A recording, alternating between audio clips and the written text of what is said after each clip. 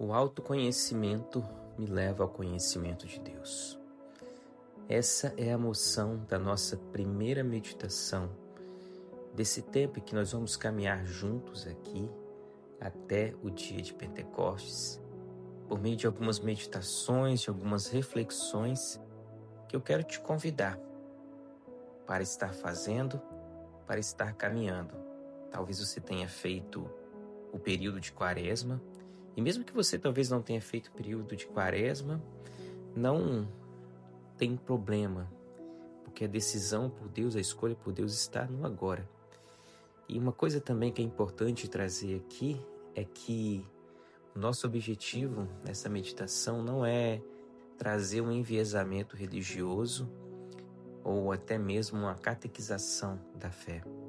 Muito pelo contrário, o nosso objetivo aqui é nós estarmos refletindo acerca daquilo que nós somos.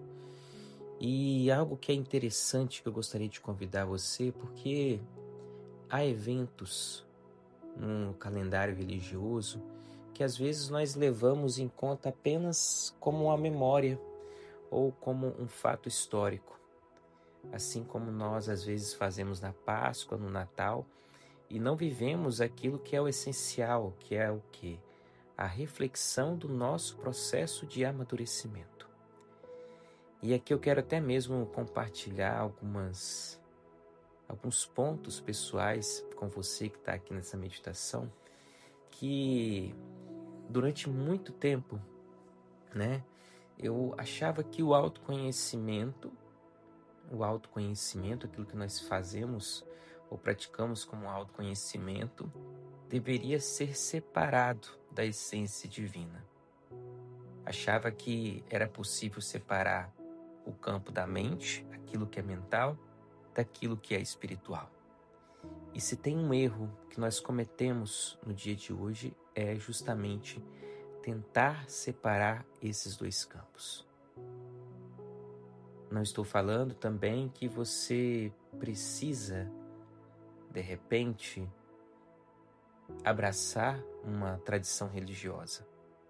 Mas um fato é, não tem como separar uma coisa da outra. E como eu disse aqui no início, o autoconhecimento é indispensável e o autoconhecimento me leva ao conhecimento de Deus. Às vezes nós mergulhamos no autoconhecimento de uma forma muito secular. Como assim? Quando a gente, por vezes, acabamos por nos levar e achar que o autoconhecimento é eu ter a consciência daquilo que me aconteceu, de traumas, de fatos. Só que nem sempre isso é útil e nem sempre isso traz a mudança verdadeira.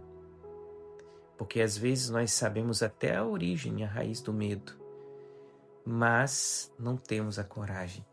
E é muito interessante porque nós passamos uma semana da Páscoa, uma semana do qual Jesus ressuscitou, e a gente vai ver que uma semana após a ressurreição de Cristo, os discípulos eles estavam escondidos por medo. Nós vemos então que o medo já fazia parte da jornada deles.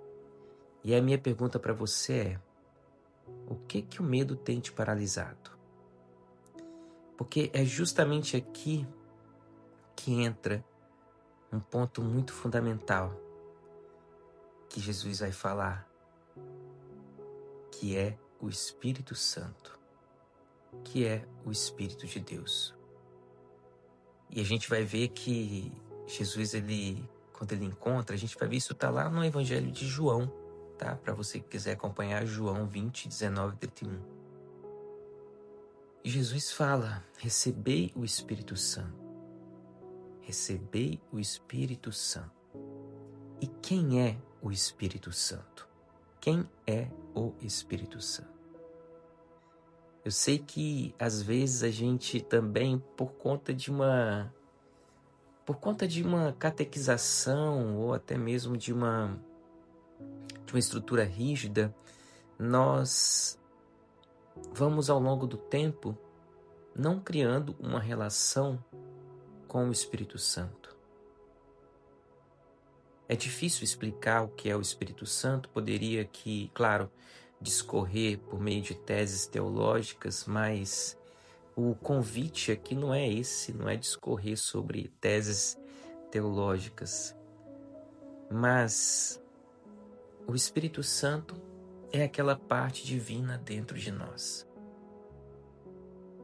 O Espírito Santo é a parte divina dentro de nós. É o Espírito de Deus em nós. E eu sei que às vezes você pode falar, mas eu tenho o Espírito Santo, tá? Mas você tem medo? Porque se você tem medo, você não está dando voz ao Espírito Santo. E aqui nós vamos ver que existe uma, digamos, podemos dizer assim, não uma questão de batalha, mas ao longo do processo de autoconhecimento nós temos duas possibilidades: nos entregar ao medo ou nos entregar ao amor. O Espírito Santo é quem nos desperta o medo, a confiança. E uma coisa que eu também quero te convidar no dia de hoje é que não tem problema você utilizar a razão da mente. A questão é quando essa mente está sendo dominada pelo medo, ou que nós podemos chamar de ego.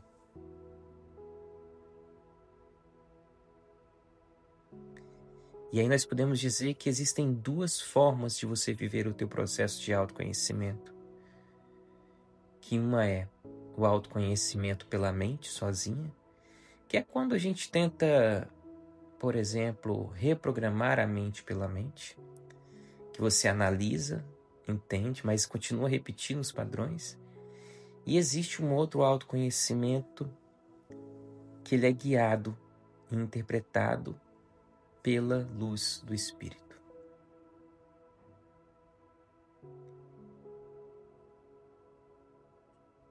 E a pergunta é, por quem que você tem sido guiado?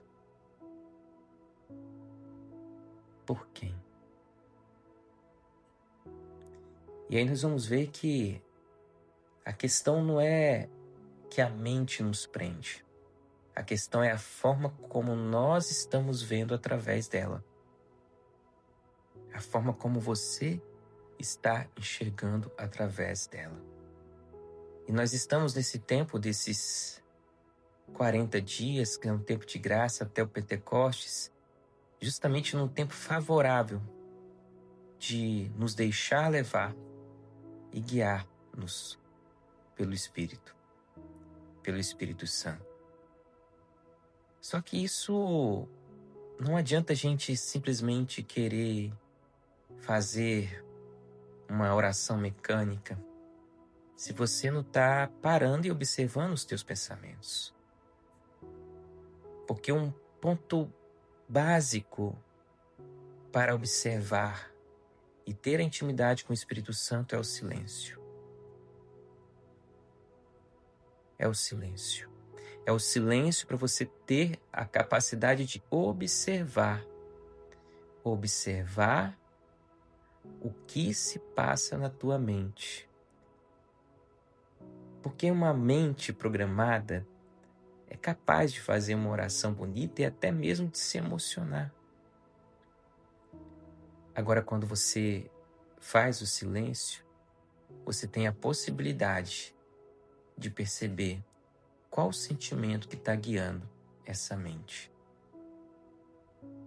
E aí é onde nós somos convidados a ver com a verdade, a enxergar.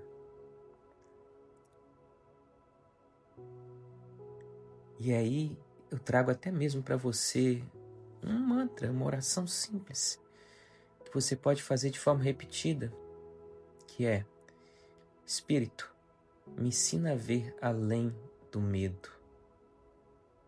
me mostra com verdade onde estou. Espírito, me ensina a ver além do medo. Me mostra com verdade onde estou.